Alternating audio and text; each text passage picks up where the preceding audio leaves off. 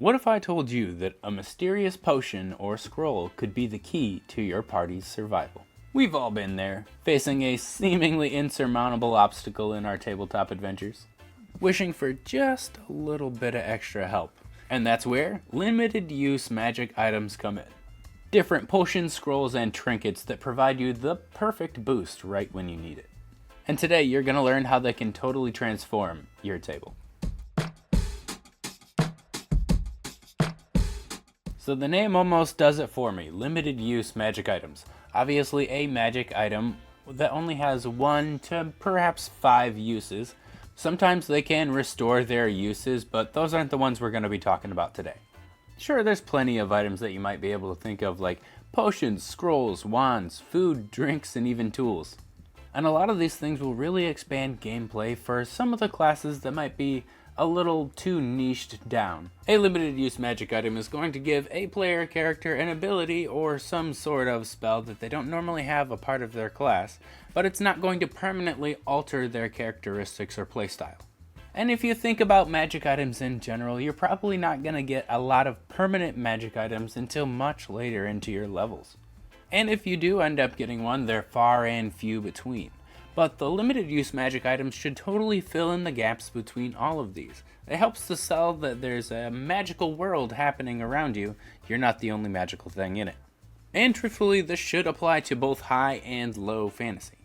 Giving out different limited use magic items could encourage your players to use a couple of different tactics that they might not usually, and understand a couple of game mechanics that doesn't necessarily go along with their class. Giving the barbarian a scroll of burning hands would be amazing to see, and even let the barbarian know, maybe I like a little bit of that magic. For future characters, or if this is level 1 for the barbarian, maybe they could reclass. But of course you don't want to give away too many limited use magic items because people could rely on always having a potion of healing around when that's not going to be the case. This can also be an easy way to balance your games and limit power creep at the same time. You're still granting temporary boosts, but they're not going to attribute to power creep. And we've been talking a little bit about what are limited use magic items, so I feel like we should give a few examples. Something like scrolls that allow a one-time casting of a specific spell without any need of material components or a spell slot. Maybe you could have something like a summoning gem. A tiny little crystal when thrown down on the ground and broken would spring forth an elemental or something else that can reasonably come out of thin air, like a spirit or celestial figure. Then we can also talk about wands. Wands are unique as in the fact that they have usually more than one use, around 5 or so, and they may even replenish their uses. But a wand usually encompasses just about any magical offensive attack, like a wand of ice shards, thunder wave, or ray of sickness. Potions, drinks, and food all kind of clump into the same category. It's essentially just a consumable providing enhancing effects. Potion of healing is going to obviously heal yourself. Or maybe you have something like the Goblin's Brew, something that'll give you advantage on dexterity checks but disadvantage on wisdom checks. Or simple things like Good Berry or the Elven Lembas Bread, something that fills you up for the entire day, may even heal you. But I think my personal favorite limited use magic item category is going to be magical traps. A single-use trap like a flashbang crystal. It's essentially the light spell cast on this stone, but it's only activated once it shatters. An alarm bell rope, a rope that once straightened out fires off a small little firecracker. Something like the Tanglefoot bag, a bag you'll be able to throw at the feet of some enemies and roots start springing out onto the ground, making it difficult terrain. Different things like enchanted caltrops, as soon as somebody steps on it, they're all magnetically attracted to the thing that was just stepped on. Different things like blinding powder, sleep powder, paralysis powder. You could even have a bead of force that once thrown and broken traps somebody in a force prison that takes a DC 15 strength check. But in all reality, a lot of these limited use magic items will be commonplace because they're cheaper than normal magic items, and they would necessarily be available to commoners. On the lower levels, you're gonna see a whole bunch of different types of items, like a scroll of instant campsite, one where you just throw out the scroll and then there's your tent, there's your fire, there's a chair. The cleaning mist bottle, somebody just spritzes over a little bit of a perfume all over their body and it just runs down and takes all the dirt, dust, grime, and sweat away. Essentially like taking a bath, but it's like a water with a mending enchantment as you're mending yourself. Something like the feather token. You'd be able to take this tiny coin, place it on an anvil, and now this anvil is light as a feather. Once taken off of the anvil, the coin disappears and is degraded, but the anvil was easily moved for later uses. I can only imagine different kinds of utility tools like an instant rope bridge. You just whip this thing out across a 50-foot chasm and it magically connects to the other side. Just like Indiana Jones would probably be able to do. Having different things like the dust of dryness, sprinkle it all over your campsite area and it absorbs all of the moisture in that area, so now you're not sleeping on swampy grounds. But the coolest thing about the dust of dryness, you get yourself a handy little pure crystal ball of water. But once we throw this little ball of water somewhere else, it can either fill up a container or cover a 5-foot area with water. And it doesn't have to specifically be magical. You could just have arrows that are poison tipped, on fire. Maybe there's a sticky glue on them that make it harder for the enemies to run after they've been hit. It doesn't inherently have to be magical, but it does have to be a limited use item to be in these categories. And then something that you might want to be a little bit apprehensive of just passing these out willy-nilly.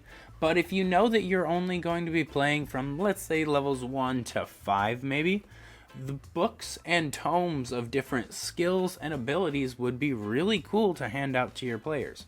Perhaps you could hand out your player who is never going to learn the ability to swim or at a decent rate, the backstroke book. And after reading said book for an 8-hour period, you'll gain the ability to have a swim speed equal to your walking speed maybe. But of course, you could do that for almost any skill or ability. So if you wanted to get advantage on acrobatics, you'd give them the Manual of Quickness or something like that. You could also give them a Tome of the Tradesman to be proficient with essentially any tool that you might want. And this skips right over the having to find a journeyman to teach me. It's going to take a bunch of money. You can just find the Tome of the Tradesman somewhere in the bandit encampment you just cleared out. And as the DM, you probably know if a player kind of wants or needs a skill or ability, so you'd be able to strategically place those out for those characters. And now that we have a clear picture of what these limited use magic items could be, let's talk about one of the best things about it, and it promotes magic inclusivity among all players. The fighter, the barbarian, the ranger. Even if they're a rogue and they didn't choose the magic subclass, they still get to participate in different types of fantastical things in your fantastical world. They don't just get, I get half damage on a dodge. And I know a lot of you have probably already commented this. My players are hoarders. They'll never use these items and they'll keep them forever. And I might say to you that maybe you need to give them out a little bit more often. If your players think that they are that scarce that they have to save it for the right moment, no matter what, then maybe you should hand out 3 or 4 scrolls, a couple of wands. Maybe they find a tome or 2, or some of the utility tools and magic items. And if for some reason they still don't bite on some of these limited use items that you've been handing out, start saying there's an expiration date on those. And whenever they read it, it's like, yep, this will expire in a couple of weeks, but your characters actually heard this expires in 3 play sessions. And if they ask why, you could just say that these limited use magic items aren't necessarily the most stable magic items in the world. Their power will wane eventually, and there could be some dastardly side effects if we try to use a faulty magic item.